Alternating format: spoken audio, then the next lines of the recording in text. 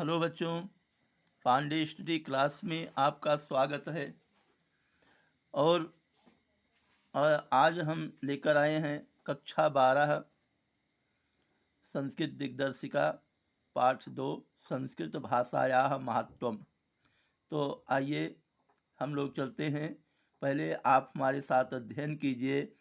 धन्यो अयं भारत देशः यत्र समुल्लसति जनमानस पावनी भव्य भावोद्भामिनी शब्द संदोह प्रसविनी सुरभारती विद्यमानेषु निखिलेष्वपि वाङ्मयेषु अस्याः वाङ्मयं सर्वश्रेष्ठं सुसम्पन्नं च वर्तते। स्यमेव भाषां संस्कृतनाम्नी लोके प्रथिता अस्ति। इयमेव भाषा संस्कृतनाम्नापि लोके प्रथिता अस्ति।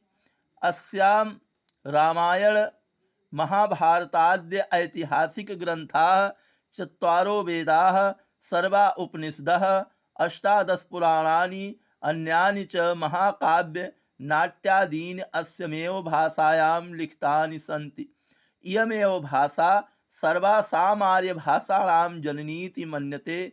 भाषा तत्त्वविद्भिः संस्कृतस्य गौरवं बहुविधिज्ञानां श्रेयत्वं व्यापकत्वं च न कस्यापि दृष्टेः अविषयः। संस्कृतस्य गौरवमेवोद्दिष्टपाथमानीय सम्यक् युक्ताः आचार्यपर्वणेन दण्डिना। संस्कृतनाम दैवी वागन्वाख्याता महर्षिभिः। संस्कृतस्य साहित्यं सरसं व्याकरणं च सुनिश्चितं। तस्य गद्ये पद्ये च लालित्यं भावबोधगम्यं सामर्थ्यम् अद्वितीयं श्रुतिमाधुर्यं च वर्तते। तो बच्चों, यह पाठ जो है यूपी बोर्ड परीक्षा की दृष्टि से बहुत ही महत्वपूर्ण है। तो मैं सबसे पहले इसका आपको संदर्भ बताता हूँ। संदर्भ में रहेगा प्रस्तुत संस्कृत गद्यांश हमारी पाठ्य पुस्तक हिंदी के संस्कृत खंड में संकलित संस्कृत भाषायाः महत्वम नामक पाठ से उद्धृत है, चाहे लिखे और चाहे लिया गया है। और प्रसंग में रहेगा, तो आप चाहो तो एक ही लाइन में संदर्भ प्रसंग दोनों हो सकता है, अन्यथा अलग अलग लिखिए। तो प्रसंग में रहेगा प्रस्तुत संस्कृत गद्यांश में संस्कृत भाषा के महत्व को बताया गया है। और आइए अब हम देखते हैं इसका हिंदी में अनुवाद।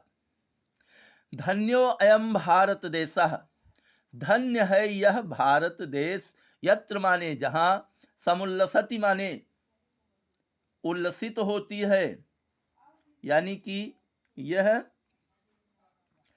प्रसन्न करती है। जनमानस पावनी, जनमानस को पावनी माने पवित्र करने वाली। भव्य भावोद्भाविनी, भव्य भाव को भाविनी माने करने वाली या उत्पन्न होने वाली। शब्द संदोह प्रसविनी, शब्दों के विन्यास को प्रसविनी, प्रसव शब्द से प्रसविनी बना है, उत्पन्न करने वाली सुर भारती।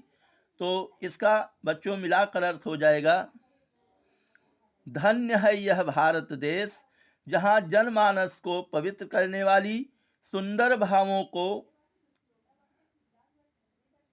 उत्पन्न करने वाली, शब्दों के विन्यास को जन्म देने वाली सुर भारती संस्कृत सुशोभित होती है।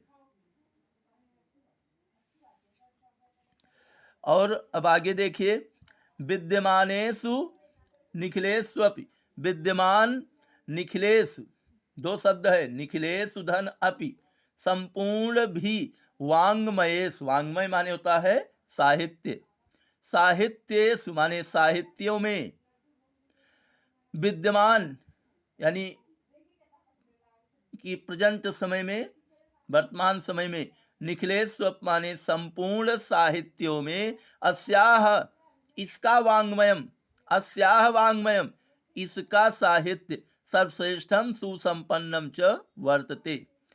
सर्वश्रेष्ठ विद्यमानेषु निखिलेष्वपि, विद्यमान संपूर्ण साहित्यों में इसका साहित्य सर्वश्रेष्ठ और सुसंपन्न है। इयमेव भाषा संस्कृत नाम्नापि लोके प्रथिता अस्ति। ये भाषा संस्कृत नाम से लोके माने संसार में प्रथिता अस्ति प्रसिद्ध है। यह भाषा संस्कृत नाम से संपूर्ण संसार में प्रसिद्ध है। अस्माकं रामायण महाभारताद्यैतिहासिक हो जाएगा।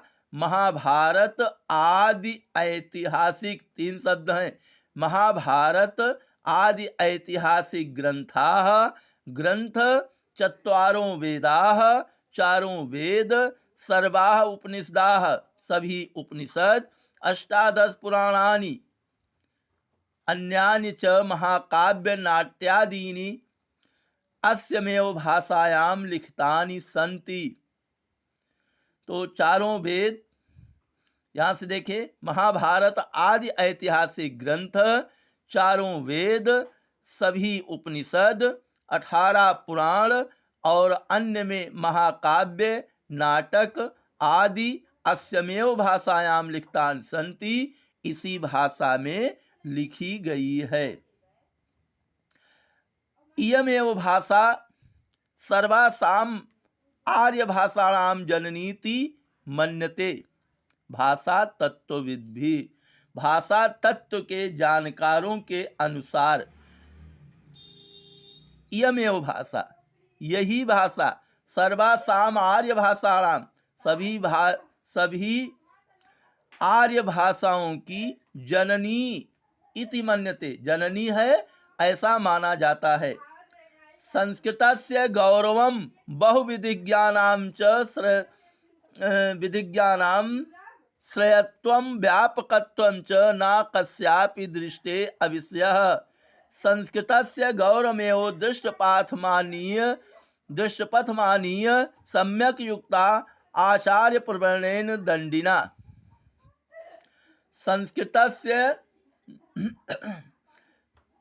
संस्कृतस्य गौरवम, संस्कृत के गौरव, विधि विज्ञानां श्रेयत्वम, और अनेक प्रकार के ज्ञान, व्यापकत्वम च और व्यापकता, च न कस्यापि किसी की भी दृष्टि अवश्य, किसी भी दृष्टि से ओझल नहीं है।